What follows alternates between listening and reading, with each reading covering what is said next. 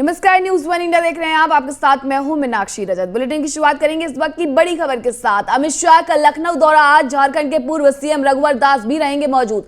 दोपहर बाद बीजेपी नेताओं के साथ करेंगे बैठक में सीएम योगी आदित्यनाथ रहेंगे मौजूद। केशव प्रसाद मौर्य और दिनेश शर्मा भी होंगे शामिल। बीजेपी प्रदेश अध्यक्ष स्वतंत्र देव सिंह भी रहेंगे मौजूद। संगठन महामंत्री सुनील बंसल रहेंगे मौजूद। यूपी प्रभारी राधा मोहन सिंह के साथ अमित शाह की होगी बैठक। तो बड़ी खबर आपको बता रहे हैं, जहां अमित शाह का आज लखनऊ दौरा है और इस दौरान वो बैठक भी करेंगे। आपको बता दें कि झारखंड के पूर्व सीएम रघुवर दास भी इसमें शामिल होंगे और दोपहर बाद बीजेपी के नेताओं के साथ बैठक होगी। बैठक में सीएम योगी आदित्यनाथ, केशव प्रसाद मौर्य, दिनेश शर्मा, बीजेपी प्रदेश अध्यक्ष स्वतंत्र देव सिंह, संगठन महामंत्री सुनील बंसल और यूपी प्रभारी राधा मोहन सिंह मौजूद रहेंगे। लगातार बैठकों का दौर यहां पर जारी है। उत्तर प्रदेश में भारतीय जनता पार्टी ने एक बार फिर से इतिहास को दोहराया है। दोबारा सत्ता में रहते हुए फिर से सरकार बनाने जा रहे हैं और पूर्ण बहुमत उत्तर प्रदेश में मिला है भारतीय जनता पार्टी को, जिसके बाद बैठकों का ये दौर यूं ही चल रहा है। योगी आदित्यनाथ 2 दिवसीय दौरे पर दिल्ली में थे और तमाम बड़े नेताओं से उन्होंने यहां पर मुलाकात की। बीजेपी के आलाकमान से उन्होंने मुलाकात की और आज वहीं केंद्रीय गृह मंत्री अमित शाह लखनऊ दौरे पर आ रहे हैं और दोपहर बाद बीजेपी के नेताओं के साथ वो बैठक भी करेंगे। योगी आदित्यनाथ, केशव प्रसाद मौर्य, दिनेश शर्मा, बीजेपी प्रदेश अध्यक्ष स्वतंत्र देव सिंह और संगठन महामंत्री सुनील बंसल, साथ ही यूपी प्रभारी राधा मोहन सिंह के साथ अमित शाह की ये बैठक होगी। अमित शाह पर्यवेक्षक बनाए गए हैं उत्तर प्रदेश के और रघुवर दास भी पर्यवेक्षक बनाए गए हैं उत्तर प्रदेश के, इसलिए आज वो भी झारखंड के पूर्व सीएम हैं, मौजूद रहेंगे। तो यूपी के पर्यवेक्षकों के बारे में भी जानिए। अमित शाह केंद्रीय गृह मंत्री हैं, पर्यवेक्षक बनाए गए हैं। रघुवर दास झारखंड के पूर्व सीएम हैं, वो भी पर्यवेक्षक बनाए गए हैं उत्तर प्रदेश के। तमाम इन बैठकों में नाम तय होगा कि आखिरकार इस बार मंत्रिमंडल का हिस्सा कौन कौन होने वाला है। उत्तर प्रदेश के लिए 2 पर्यवेक्षक भी नियुक्त किए गए हैं, जिसमें अमित शाह और रघुवर दास, झारखंड के पूर्व सीएम, का नाम शामिल है।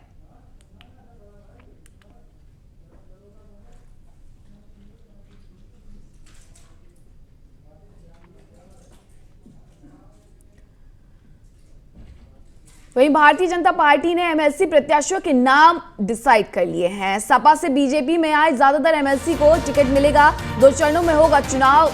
विधान परिषद सदस्यों का नामांकन 15 से 19 मार्च तक।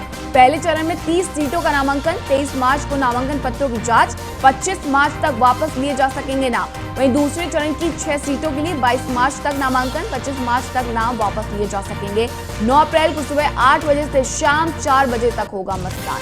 तो बड़ी खबर, जहां 15 से 19 मार्च तक पहले चरण में 30 सीटों पर विधान परिषद के लिए नामों का नामांकन होगा और 23 मार्च को नामांकन पत्रों की जांच भी की जाएगी। 2 चरणों में चुनाव होने हैं। पहला चरण 15 से 19 मार्च तक होगा। 30 चरणों पर इस दौरान नामांकन होंगे। 23 मार्च को नामांकन पत्रों की जांच और 25 मार्च तक वापस लिए जा सकेंगे नाम।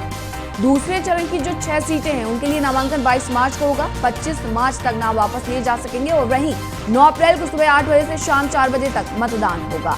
तो बीजेपी ने एमएलसी प्रत्याशियों के नाम तय कर लिए हैं। सूत्रों के हवाले से ये बड़ी खबर आपको बता रहे हैं, जहां सपा से बीजेपी में आए ज्यादातर एमएलसी को टिकट मिलेगा। 2 चरणों में चुनाव होंगे विधान परिषद के।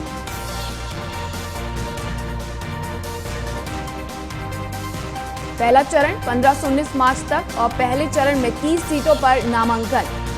23 मार्च को नामांकन पत्रों की इस दौरान जांच की जाएगी और 25 मार्च तक नाम वापस लिए जाएंगे। वहीं दूसरे चरण की 6 सीटों के लिए जो नामांकन है वो 22 मार्च को होगा और साथ ही 25 मार्च तक नाम वापस इसके लिए भी लिए जा सकेंगे। 9 अप्रैल को सुबह 8 से शाम 4 बजे तक मतदान किया जाएगा। तो विधानसभा के बाद अब विधान परिषद की बारी है। एमएलसी प्रत्याशियों के नाम भारतीय जनता पार्टी ने लगभग तय कर लिए हैं और उम्मीद जताई जा रही है कि सपा से बीजेपी में आए ज्यादातर एमएलसी को यहां पर टिकट मिलेगा।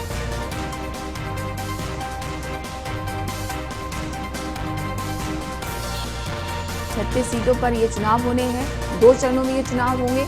15 से 19 मार्च तक पहले चरण में 30 सीटों का नामांकन और दूसरे चरण की 6 सीटों के लिए 22 मार्च तक नामांकन होंगे।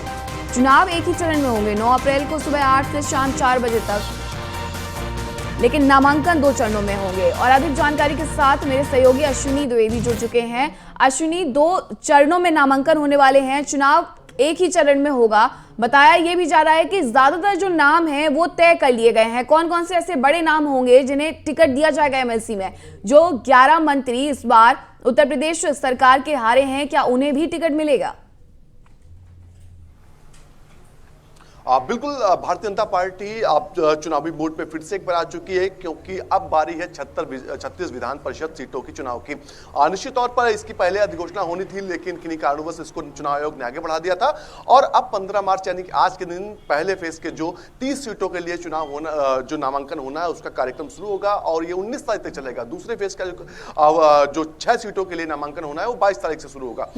9 अप्रैल को पूरे सभी सीटों पर चुनाव होगा और 12 अप्रैल को इसका पूरा रिजल्ट आएगा। निश्चित तौर पर भारतीय जनता पार्टी की ओर से नामों की घोषणा तो नहीं की गई, लेकिन जिस तरह से सूत्रों से जानकारी मिल रही है कि अंदरूनी खाने में तमाम जो वो नेता जो समाजवादी पार्टी या दूसरे दलों से जो विधान परिषद सदस्य रहे हैं और वो आए हुए हैं, उनको तहरीर दी जाएगी और उनको टिकट देने की पूरी संभावना। साथ ही साथ अगर बात करें जो हारे हुए मंत्री हैं, लगभग उनके लिए ये रखा गया है कि उनको दोबारा टिकट नहीं दिया है, क्योंकि संगठन में बड़ा संगठन भाजपा का है और सभी को कहीं ना कहीं जगह देनी है, समायोजित करना। निश्चित तौर पर उसी के तहत बहुत मुश्किल है कि जो हारे हुए मंत्री हैं उनको फिर से जो है टिकट दिया जाए और विधान परिषद का चुनाव लड़ सके। निश्चित तौर पर अगर बात करें पिछला जो विधान परिषद चुनाव हुआ 36 सीटों पर, इसमें समाजवादी पार्टी का बहुमत था, समाजवादी पार्टी के सबसे ज्यादा सदस्य थे, लेकिन अब परिस्थितियां बदल चुकी हैं और अब फिर से चुनाव हो रहा है। तो निश्चित तौर पर भारतीय जनता पार्टी चाहेगी 36 में ज्यादा से ज्यादा सीटों पर अपना वर्चस्व कायम किया जाए। जी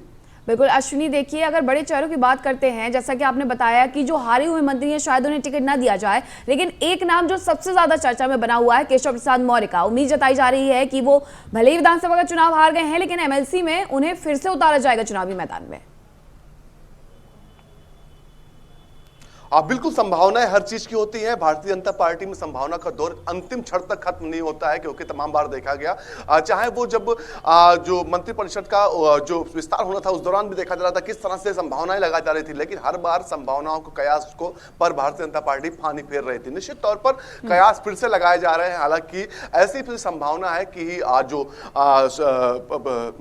मौर्य जी हैं उनको किसी और ढंग से या फिर नॉमिनेटेड जो परिषद होते हैं उनमें उनको शामिल किया जा सकता है। निश्चित तौर पर अब क्या होगा यह तो स्पष्ट अगले कुछ घंटों में हो सकता है कि आखिर कौन कौन लोग हैं जिनको जो भारतीय जनता पार्टी अपना उम्मीदवार बना रही है। स्पष्टता बहुत जल्द हो जाएगी, क्योंकि नामांकन प्रक्रिया भी शुरू हो जाएगी। आप हमारे साथ बने रहिए, दर्शकों को खबर बताते हैं, उसके बाद आपका रुख करते हैं। तो यूपी विधान परिषद चुनाव के लिए आज से होगा नामांकन। विधान परिषद की 36 सीटों के लिए चुनाव होने हैं। 9 अप्रैल को यूपी विधान परिषद के लिए चुनाव, 19 मार्च को नामांकन की आखिरी तारीख, 21-22 मार्च को नामांकन पत्रों की जांच होगी, 23 मार्च को नामांकन वापस लेने की आखिरी तारीख है। तो बड़ी खबर आपको बता रहे हैं, जहां आज से ही नामांकन की जो प्रक्रिया है वो शुरू हो जाएगी। 2 चरणों में नामांकन होने हैं। तो पहले चरण का जो नामांकन है वो आज से शुरू होने वाला है। 15 से 19 मार्च तक पहले चरण में 30 सीटों पर नामांकन होगा। वहीं अगर दूसरे चरण में नामांकन की बात करते हैं तो 6 सीटों के लिए 22 मार्च तक नामांकन होगा। दोनों ही चरणों में जो नामांकन किए जाएंगे उसके लिए 25 मार्च तक नाम वापस लिए जा सकेंगे। और अश्विनी हमारे साथ लगातार जुड़े हुए हैं। अश्विनी, खबर यह भी है कि सपा से जो ज्यादातर नेता आए हैं उन्हें एमएलसी का टिकट भारतीय जनता पार्टी थमा सकती है। बिल्कुल, समाजवादी पार्टी से जब भारतीय जनता पार्टी में तमाम समाजवादी पार्टी के नेता आना शुरू हुआ था, उसमें तमाम बड़ी संख्या में एमएलसी वर्तमान में भी रहे और पूर्व में रहे।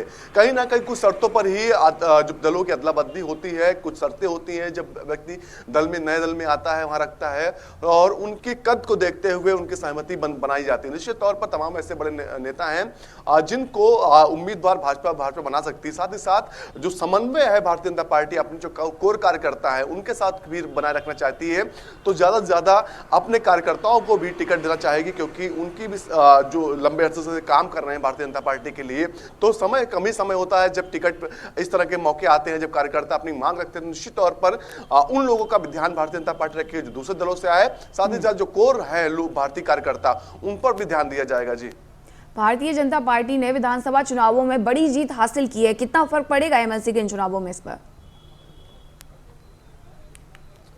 बिल्कुल, अगर भारतीय जनता पार्टी की बात करें 273 जो पूरा गठबंधन था उसने हासिल की सीटें निश्चित तौर पर एक स्वच्छ छवि जो मुख्यमंत्री योगी आदित्यनाथ की है उसी का फायदा भारतीय जनता पार्टी को इस बार मिला। जो अराजकता के खिलाफ उनकी जंग थी कहीं ना कहीं उसका फायदा मिला है, क्योंकि देखा गया पहली बार ऐसे लंबे अरसों बाद ऐसा हुआ कि कोई सरकार रिपीट की और वही मुख्यमंत्री भी रिपीट कर। निश्चित तौर पर ऐसे में जो तमाम 36 सीटों पर चुनाव होने हैं सीधे तौर पर मुख्यमंत्री का जो चेहरा है योगी आदित्यनाथ का उसका फर्क पड़ेगा, साफ तौर पर दिखाई देगा।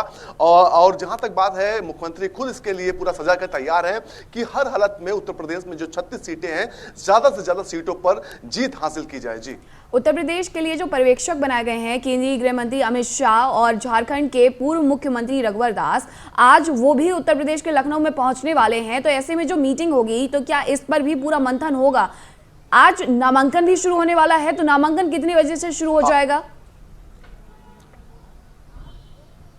बिल्कुल, अगर बात करें पर्यवेक्षक अमित शाह की और रघुवर दास की, तो एमएलसी के चुनाव होने हैं, उनकी चीजें पहले डिक्लेयर हो चुकी है, पूरी मतगणना हो गई है, बातचीत हो चुकी है कि आखिर किनको टिकट देना। आज जो पर्यवेक्षक अमित शाह आ रहे हैं उत्तर प्रदेश में, वो जो सरकार बननी है उसको लेकर के आ रहे हैं कि आखिर उसमें सरकार में चेहरे कौन कौन रहेंगे, कौन कौन मंत्री रहेंगे। हालांकि जो उत्तर प्रदेश की स्थिति है काफी अलग है, यहाँ पर मुख्यमंत्री का चेहरा बिल्कुल स्पष्ट है। योगी आदित्यनाथ के चेहरे पर चुनाव लड़ा गया था और बाकायदा जो है बहुमत पाया गया। निश्चित तौर पर अगर उत्तराखंड या तमाम अन्य 3 प्रदेश हैं उनसे तुलना करें तो यहाँ का माहौल बिल्कुल अलग है। यहाँ पर केवल एक औपचारिकता होनी है जिसमें जो दल का नेता चुना जाता है, विधानमंडल का नेता है उसको चुना जाना है, उसके बाद वही मुख्यमंत्री उत्तर प्रदेश का बनेगा। निश्चित तौर पर औपचारिकता मात के लिए ही पूरा कार्यक्रम होना है। हालांकि भारतीय जनता पार्टी में कोई भी चीज होती है लेकिन जो प्रोसेस होता है उसको पूरा फॉलो किया जाता है, चाहे वो कितना भी स्पष्ट हो। अब उत्तर प्रदेश में देखिए पूरी तरीके से स्पष्ट है कि मुख्यमंत्री योगी आदित्यनाथ को बनना है,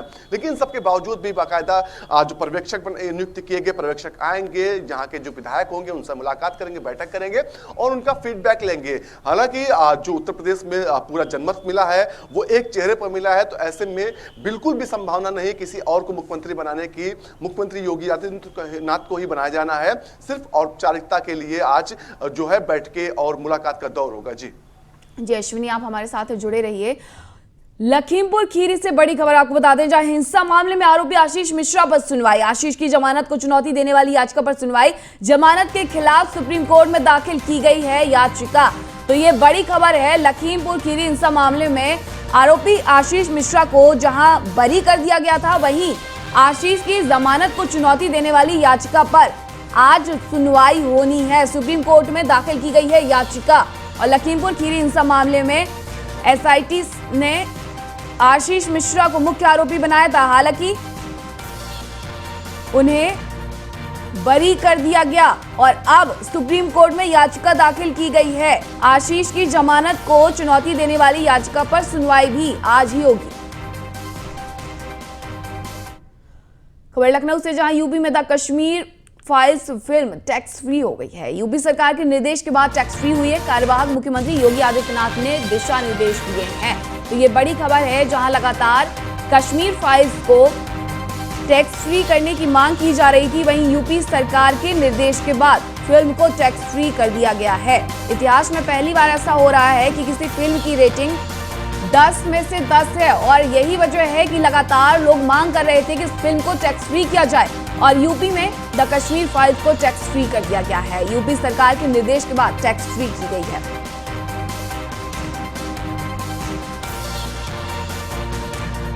और अश्विनी लगातार हमारे साथ जुड़े हुए हैं। अश्विनी, लगातार लंबित समय से ये मांग की जा रही थी कि द कश्मीर फाइल्स को टैक्स फ्री किया जाए। उत्तर प्रदेश सरकार ने ये दिशा निर्देश भी जारी कर दिए हैं।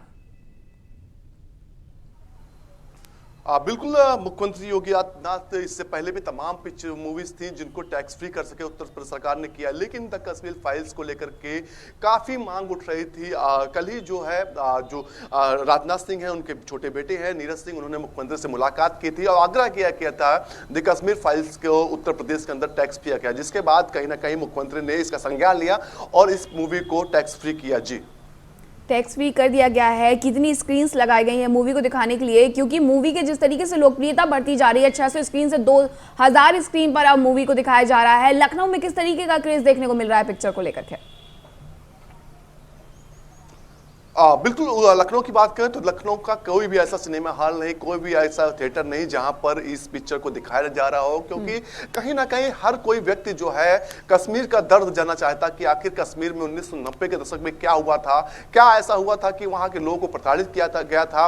बाकायदा उस मूवी को में पूरा दिखाया गया कि किस तरह से वहां कश्मीरी जो पंडित थे उनके साथ अत्याचार हुआ, पाकिस्तान समर्थक जो लोग वहां थे उन्होंने किस तरह से अत्याचार किया, आतंकवादियों का साथ देते थे वो लोग। इन तमाम चीजों को आज उत्तर प्रदेश समेत पूरे देश का हर व्यक्ति जानना चाह रहा है। जी बिल्कुल अश्विनी, देखिए भारतीय जनता पार्टी लगातार हिंदुत्व और भगवा की बात करते रहती है। ऐसे में वो तस्वीरें भी सामने आई जहां पूर्व उप प्रधानमंत्री LK आडवाणी भी मूवी देखने के लिए गए हुए थे, पिक्चर देखने के लिए गए हुए थे और आंखों में उनके आंसू थे। वो सैलाब जो था वो रुकने का नाम नहीं ले रहा था।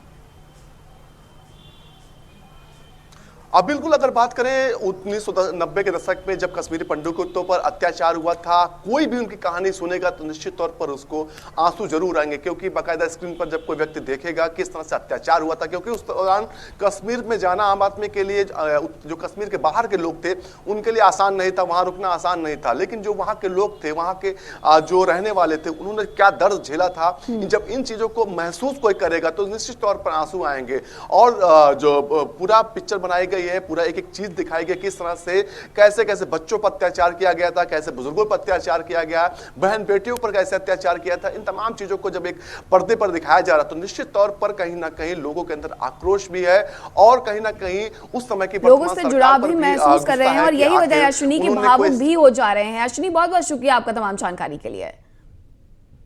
और 2 दिवसीय दिल्ली दौरे के बाद लखनऊ लौटे सीएम योगी ने कोर ग्रुप के साथ अहम बैठक की। स्वतंत्र देव, राधा मोहन, केशव प्रसाद और सुनील बंसल रहे मौजूद। बैठक में MLC चुनाव के उम्मीदवारों के नाम हुए तय।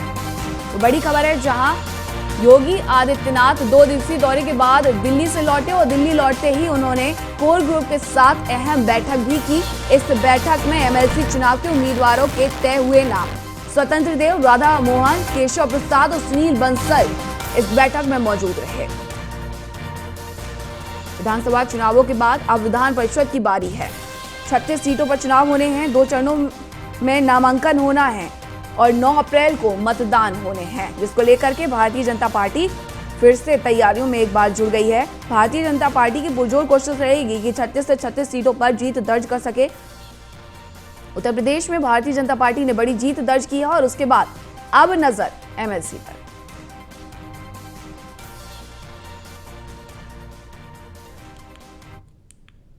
अखिलेश यादव से पूर्व राज्यपाल अजीज कुरैशी ने मुलाकात की। अजीज कुरैशी के भांजे सुफियान अली शमशी सपा में शामिल हुए हैं।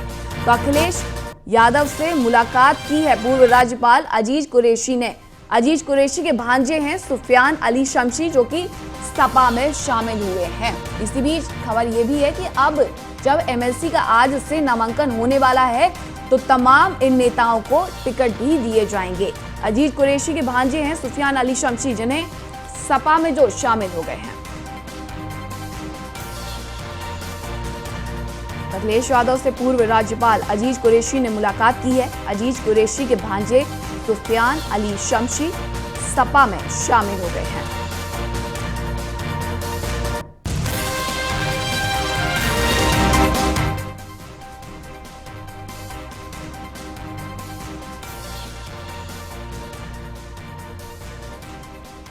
अखिलेश यादव से पूर्व राज्यपाल अजीज कुरैशी ने की मुलाकात।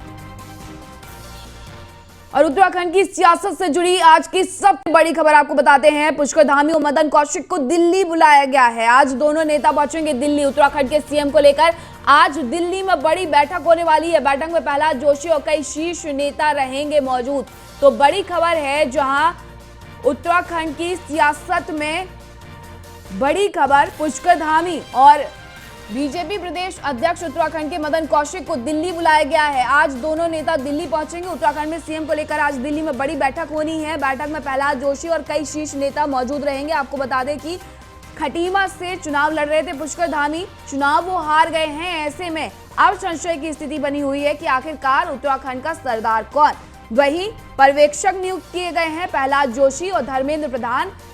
आज बैठक होनी है दिल्ली में और पुष्कर धामी और मदन कौशिक, जो कि उत्तराखंड बीजेपी प्रदेश अध्यक्ष हैं, उन्हें दिल्ली बुलाया गया है। दोनों नेता आज दिल्ली पहुंचेंगे और उत्तराखंड के सीएम को लेकर आज दिल्ली में बड़ी बैठक होगी। वहीं बताया यह भी जा रहा है कि प्रहलाद जोशी की पहली पसंद पुष्कर धामी है। ऐसे में दोनों नेताओं को दिल्ली तलब किया गया है और दिल्ली में मीटिंग होगी और दोनों नेता दिल्ली पहुंचेंगे। बैठक में सीएम का नाम जो है वो तय होगा। वहीं सीएम की रेस की अगर बात करते हैं तो कई चेहरे, कई नाम इसमें हैं, लेकिन सबसे पहला नाम पुष्कर धामी का ही है। उसके बाद धन सिंह रावत हैं, रमेश पोखरियाल निशंक हैं, अजय भट्ट हैं, अनिल बलूनी हैं।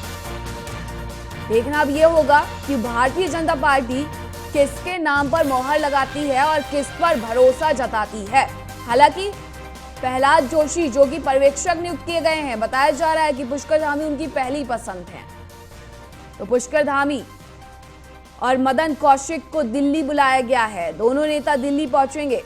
उत्तराखंड के सीएम को लेकर दिल्ली में बड़ी बैठक होनी है। होलास्ट्रक लगा हुआ है उत्तराखंड में, इस वजह से कोई भी शुभ कार्य नहीं होगा। मंगल कार्य टाल दिए गए हैं 10 मार्च से लेकर 18 मार्च यानी कि होली तक, और होली के बाद ही मंत्रिमंडल का विस्तार, मुख्यमंत्री का शपथ ग्रहण होगा। लेकिन इसके पहले तय ये करना है भारतीय जनता पार्टी को कि आखिरकार उत्तराखंड में मुख्यमंत्री कौन होगा। वहीं प्रोटेम स्पीकर नियुक्त कर दिया गया है। बंशीधर भगत को प्रोटेम स्पीकर बना दिया गया है, जो कि शपथ ग्रहण करवाएंगे मंत्रिमंडल के विस्तार के दौरान सभी विधायकों को। तो उत्तराखंड के सीएम को लेकर के आज दिल्ली में बड़ी बैठक होनी है और इस बैठक में नाम तय किया जाएगा मुख्यमंत्री का। वहीं पंजाब की जीत ने आम आदमी पार्टी को अलग राजनीतिक मुकाम पर पहुंचा दिया है। सत्ताधारी कांग्रेस को हराकर आप ने साबित कर दिया है कि भारतीय राजनीति में विपक्ष की तस्वीर किसी तेजी से बदल रही है। इस बार आपने न सिर्फ पंजाब में बीजेपी के विजय रथ को रोका, बल्कि कांग्रेस पार्टी और शिरोमणि अकाली दल दोनों का अहम वोटर बेस भी छीन लिया। आम आदमी पार्टी की पंजाब जीत के बाद अरविंद केजरीवाल का कद भी बढ़ गया है। रिपोर्ट देखें।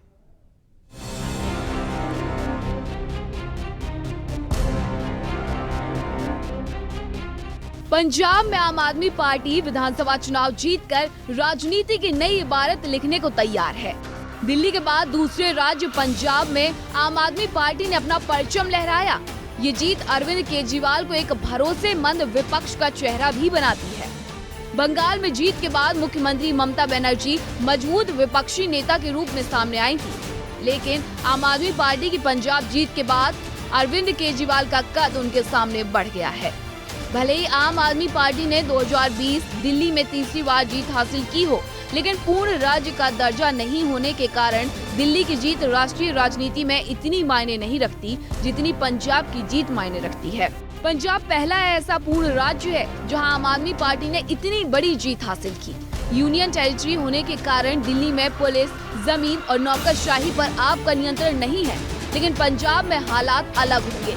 वहाँ पुलिस, कानून व्यवस्था और नौकरशाही पर पार्टी का पूरा नियंत्रण होगा। इससे पार्टी को अपना भ्रष्टाचार विरोधी रुख दिखाने का भी मौका मिलेगा, जिसे लेकर आम आदमी पार्टी राजनीति में आई। आपको बता दें कि आम आदमी पार्टी ने पंजाब में मुख्यमंत्री अरविंद केजरीवाल के दिल्ली मॉडल पर चुनाव लड़ा था।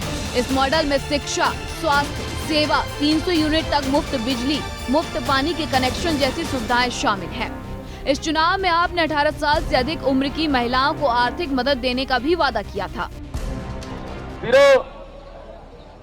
जिस किस्म का रिकॉर्ड तुसी बनाया 92 सीटां दा, ये पहला हिस्टरी च पंजाब च कदे नहीं होया सी। ये 8-10 दिन 20 तरीक तो 20 फरवरी तो लैके 10 मार्च तक 20 दिन ये अपना दिल बहलाउंदे रहे। किसी दी सरकार नहीं आउणी, इहदे नाल मिल जांगे, ओहदे नाल कर लांगे गठजोड़। सानू पता सी कि ये पार्टियां आपस च मिलदियां रहन, लोग आपस च इकट्ठे हो गए। हुण साडे नैशनल कन्वीनर दिल्ली के मुख्यमंत्री अरविंद केजरीवाल जी आए ने, बहुत पंजाब नूं उन्होंने टाइम दिता, रोड शो कीते। पंजाब में आम आदमी पार्टी की प्रचंड जीत सिर्फ विकास मॉडल के नाम पर नहीं हो सकती, ऐसा लगता है कि पंजाब की जनता एक विकल्प चाहती थी जो उसने आम आदमी पार्टी के रूप में देखा। पिछली बार भी पंजाब के लोग बदलाव चाहते थे, लेकिन तत्कालीन मुख्यमंत्री अमरिंदर सिंह कांग्रेस पार्टी को एक साथ रखने में कामयाब रहे, लेकिन इस बार ऐसा नहीं हुआ। कांग्रेस ने मुख्यमंत्री चरणजीत सिंह चन्नी को लाकर पंजाब में अपना दलित कार्ड खेला, जिसे वहां की जनता ने नकार दिया, जिसका फायदा। और इस बुलेटिन में